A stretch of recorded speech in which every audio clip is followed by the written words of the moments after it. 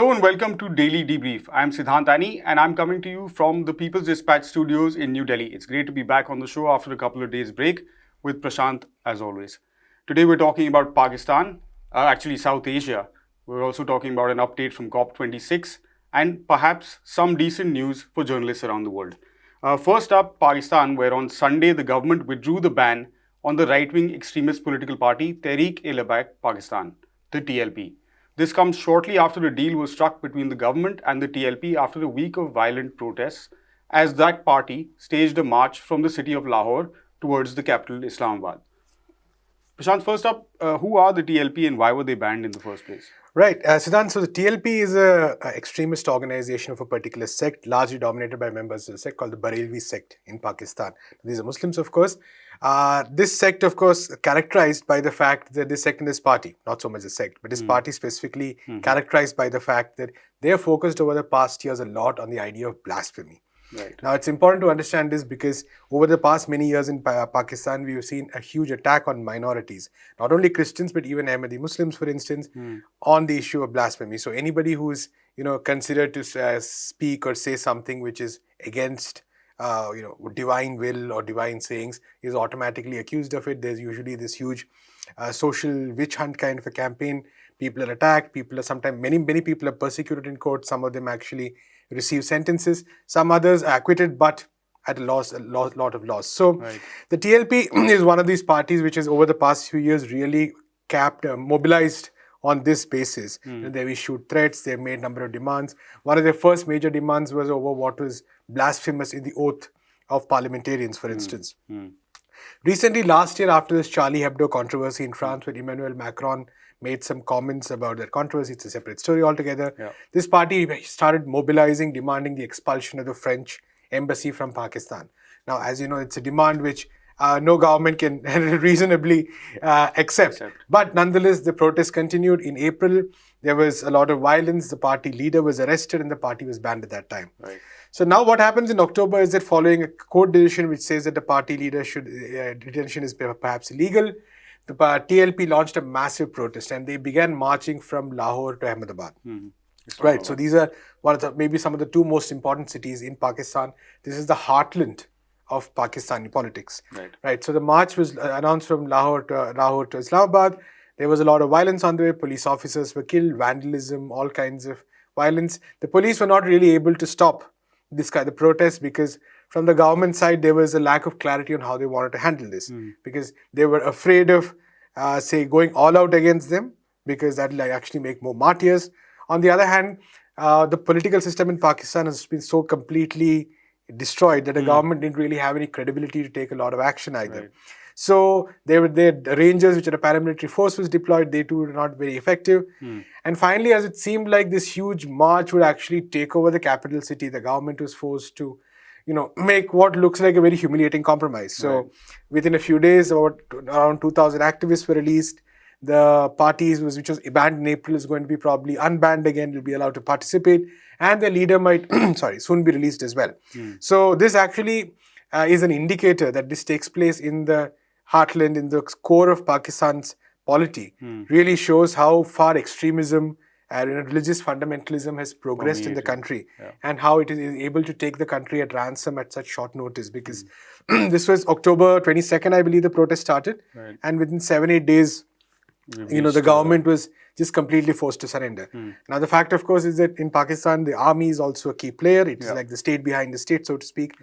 Even they, I think, were sort of not really sure how to respond. So in the future, we might see attempts to, reduce the effectiveness of the party. The army might intervene in various ways.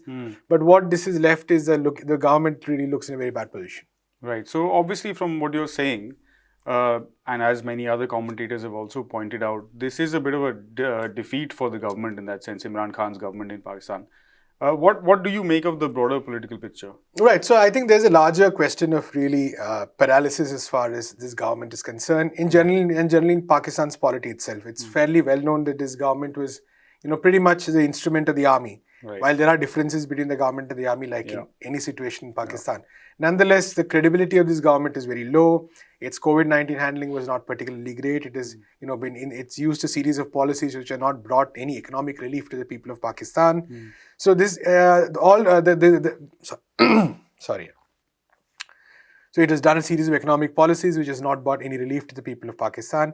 So this leaves governments like these, for instance, many other parts of the world also extremely vulnerable to attacks from the right, like this kind of an attack, where a religious organization, a fundamentalist organization is able to use or mobilize around a particular issue. Now, maybe in Europe, it might be hatred towards immigrants. Maybe in a country like Pakistan, it's hatred towards blasphemers. In India, it's an entirely different thing. Yeah. So this leaves certain governments actually very vulnerable to these kind of attacks, and they end up with actually much less credibility. That's one aspect.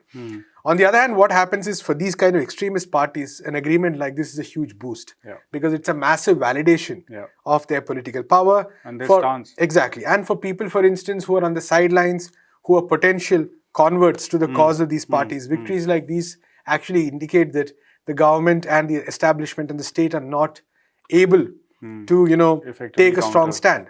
And actually, it provides a huge moral boost for these kind of organizations. Now, it's important, for instance, to contrast this with the Pashtun movement in the northern part of Pakistan. Now, if you take a look at that movement has been arguing for peace.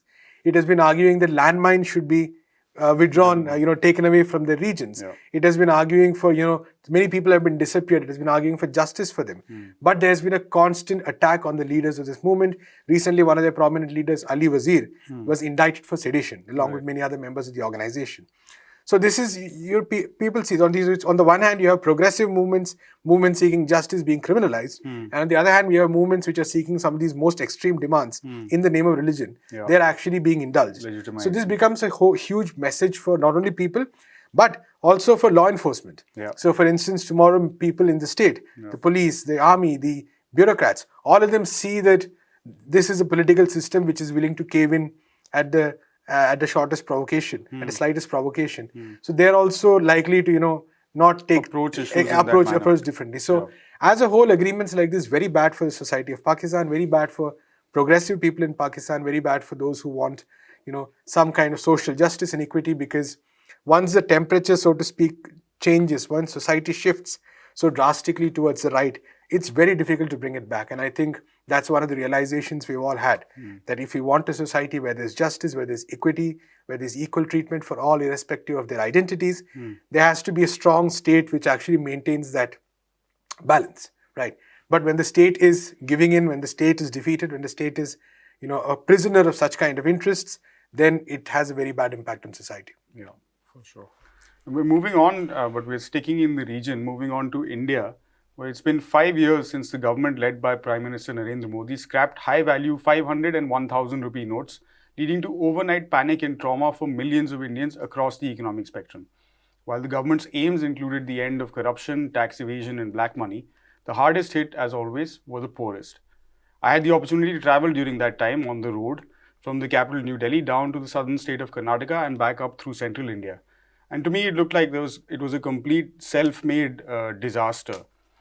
5 years on, Prashant, the aims of this sudden move and drastic move by the BJP government, were they achieved at all, or has there been progress towards that? Good question, Siddharth. Actually, I think it's important for people across the world to really, let this sink in. That on November 8th, you have the Prime Minister of India going up on TV and suddenly declaring that these high-value notes, 500 and 1,000, which are, vital for so many people, not only the rich or the middle class or whatever, even poor people, are essentially invalid. They do not have any validity, and you have to return them to the banks, right, and collect maybe its alternatives. And that was a shock. I remember watching it in the newsroom. Nobody was prepared for this. And it is clear that the government itself was not prepared, right? So over the next months, we had people having long queues in banks. There are many people who are confirmed to have died in these queues, waiting to withdraw money. Just imagine, in 2016, people died waiting in queues to withdraw money. It was theirs. It was not even somebody else's money. It was their money. And they died. Around 100 people, 5 people in total are supposed to have died. Some of them cases of suicide as well because of depression and all that. But This was a shock that was rendered to India's economy. Later, numbers proved that the economy actually contracted because of that. Now, the important question is, were the aims met? Some of the major aims, like you said, were, this would combat black money, and this would combat counterfeit notes, and this would combat terrorism. Whereas what actually happened was, of the total value of notes that were of these two denominations that were there in India at that time, I think close to 99% was returned. Right. Which means that the idea that there was this huge black money, which was in cash in people's hands, and there were these illegal scamsters who were maybe renting buildings with notes. That is completely false, because 99% of those notes came back to the government. Right. And so the question really was, at the end of the day, of that matter, counterfeiting estimates were always that counterfeit notes were a very, very minuscule percent. I think 0.0027% or something, which is almost nothing. But the economic impact that demonetization had, it is impossible to talk about described in terms of day-to-day life. The uncertainty people faced, the trauma they underwent, the long queues, and the larger economic impact also. So the question was, if none of this had any impact, I mean, I'll give you a very simple example. Take the replacement was supposed to be a 2,000 rupee note. Now, for secrecy purposes, the government decided that it would not start printing the new notes until they announced the withdrawal of the old ones. Right. So what happened was, they were supposed to be the new notes, but they were actually not printed. And later it turned out that the new notes that were printed could not be fit in your ATM machines. So every ATM machine in India had to be recalibrated. Every ATM machine in India. That was the extent of chaos which the people had to endure. Exactly. And then there's this whole thing about later, as the government realized that all this logic was not working. They said our idea was also to make it a less cash economy. Whereas I think the latest reports show that the amount of cash in the country is pretty much the same. So none of these agenda items seem to have worked, but there was a huge publicity campaign. That's about it. So how is the government marking this 5 years, or is there any sort of recognition at all of this step having been taken and the kind of impact it had? Right, it's a good question, because I think that, I don't know if the government is really enthusiastic about this so much these days, because I think internally they've kind of figured there's this whole narrative of, we fought black money. So ultimately all this did was create a narrative. As the BJP government has been doing over the past, it helped make this whole narrative of the government fighting corruption, the government fighting black money, the government fighting. And these are issues Indians are concerned about. So that's one reason it struck a chord, because people were initially, even while suffering, people went about saying that, okay, this is for the country, this is for a cause. Think of the soldiers who are fighting. We are waiting in the lines just like that. That's how people defended this. Our waiting in front of an ATM is like a soldier at the border. That's how people defended this. But when in hindsight you look at the numbers later and you see that there was really no impact at all, that all the so-called supposed aims were, just bluster. And all this did was to create a narrative. So this, I think, and this is a very good metaphor maybe for how this government has functioned. There's an insane amount of focus on building narratives, very little concrete achievements, and a lot of twisting of the narrative around this. So one important thing to note is that the Indian media, especially the TV media, played a disgraceful part during this whole thing, because they went all out praising the government for this decisive, bold step without asking the necessary questions. Some media did, and the evidence was there all over. For instance, bank employees' unions were saying that this was a bad idea once it was announced. Until then, nobody knew. And say farmers' groups were saying that it was a bad idea. Every vulnerable group in India was saying that this was a bad idea, but a large sections of the TV media just went about saying masterstroke. The government has defeated black money in one single fell swoop. Yeah, exactly, one fell swoop. So really, I think this 2016 decision, of course, the 105 families, the many others who suffered in various ways, the economy as a whole, but I think also very important metaphor for how this government has been functioning. Absolutely. Right, we're moving from there on to day 9 of COP26, the COP26 climate talks being held in Glasgow in the United Kingdom, and we're in the final phase of what I suppose are very serious and very intense negotiations there. Prashant, what is the latest? Where are we at? It's difficult to say. I mean, there have been some interesting announcements, some important announcements, but the overall consensus is that it is not enough, right? So just to explain quickly, what are we looking at? We're looking at trying to reduce the increase in global temperatures. Right. Or keep it limited. Keep it limited. Yeah. So if we are at the current target is that we want to keep cap the global rise in temperatures at 1.5 degrees Celsius from the pre-industrial age. Okay. Now I think we're already crossed the 1 degree mark, which means we have a very low window, so to speak. And almost a lot of consensus is now emerging around the fact that 1.5 degrees is pretty much going to be impossible. Unrealistic. And it's probably 2 degrees is a more realistic, measure. But even the 1.5 degrees increase, or the increase so far, which is not 1.5 degrees yet, has already had disastrous impacts. So we have seen, extreme weather events, hurricane, cyclone, changing in weather patterns, impact on agriculture, inundation of low-lying areas, some islands actually entirely disappearing, the glaciers, of course. So, so much of impact we're seeing. And at the end of the day, when the world leaders are meeting at Glasgow to discuss these issues, the urgency still really does not seem to be there. So there's a lot of feel-good rhetoric that's happened. People saying, okay, we're going to reduce emissions, we're going to do something about methane, which is a greenhouse gas, or we're going to reduce deforestation. But for instance, right now, a major argument is whether, these targets should be, every country has a target. Now, these targets should be revisited annually or every 5 years. So until now, it's been 5 years. So the last round was in Paris in 2015. That was the Paris Agreement. This is Glasgow 2020, which became 21 because of COVID. So some countries are saying that, we should be able to return to this every year, so that people, everyone knows that what's happening. It should not be just voluntary. Countries should report what is being done to reduce carbon emissions, because it's a global problem. It's not that, the emissions of the US are only about the US. The emissions of the US are endured by Bangladesh, for instance, or the island nations in the Pacific. Right. So even I think right now still there's a lot of uncertainty over some of these key demands. Various countries have announced net zero, which is balance between your emissions and your efforts at removing carbon for various dates. For instance, China has done 2060. Some of the more developed nations which are better placed have done until 2050, have announced 2050. India's around 2070. But even then, it looks very unlikely that, first implementing them is going to be a huge problem. The important thing to note is that in 2015, there was a commitment that there would be $100 billion spent globally to help poor countries actually deal with these issues. So far, that's not come through. So that number might come through only by 2023. Right. So a lot of tough questions actually for world leaders, for the people of the world, and the underlying question of justice for all really remaining there. Yeah.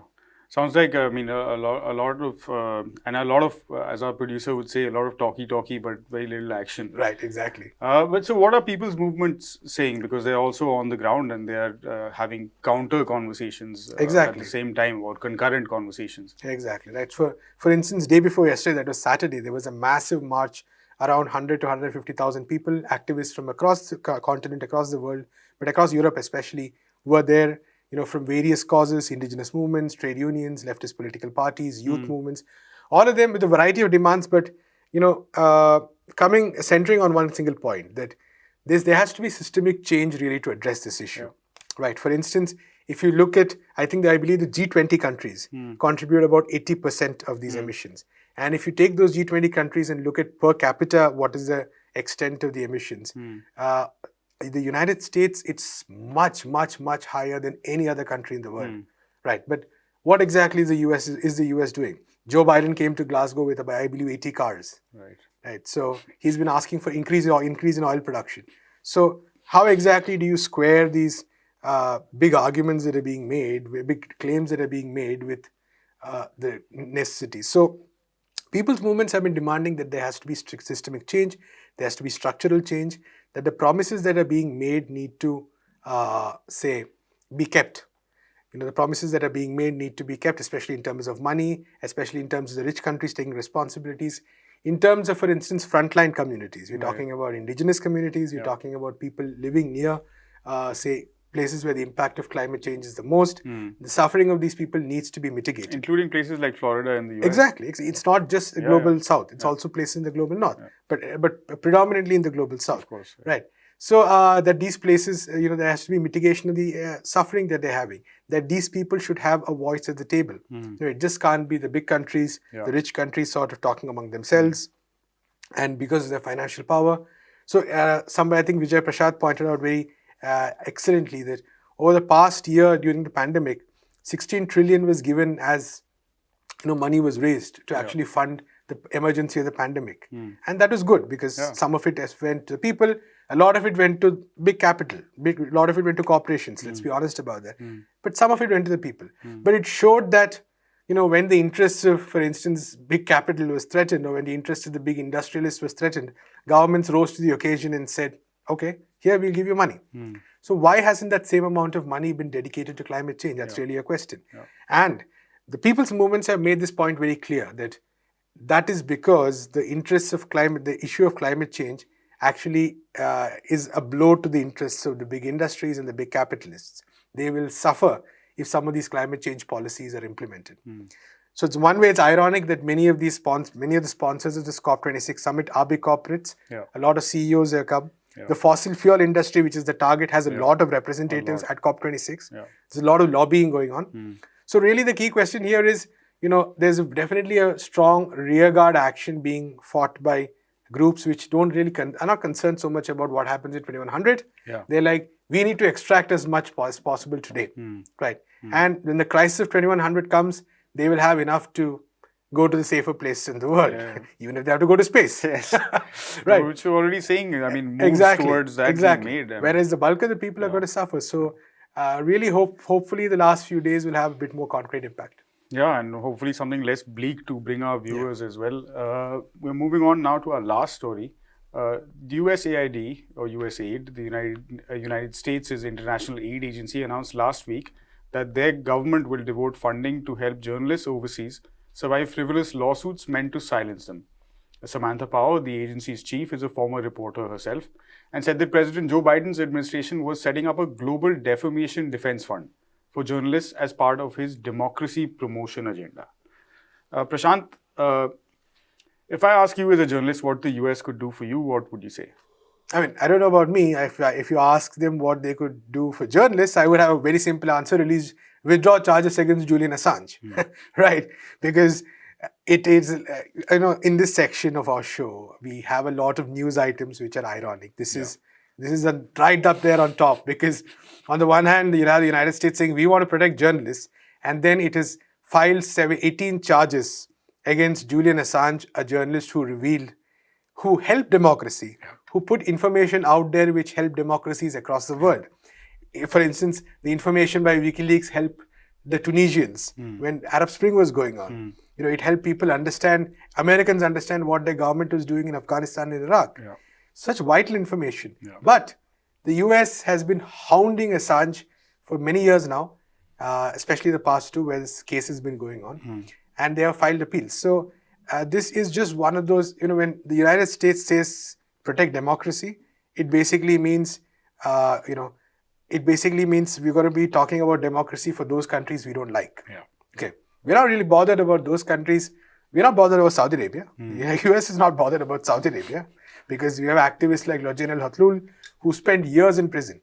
The United States is not bothered about the UAE, whose royals have used Pegasus, apparently, or Morocco for that matter, which is attacking a close ally of the US, which has filed a case against newspapers for reporting on Pegasus.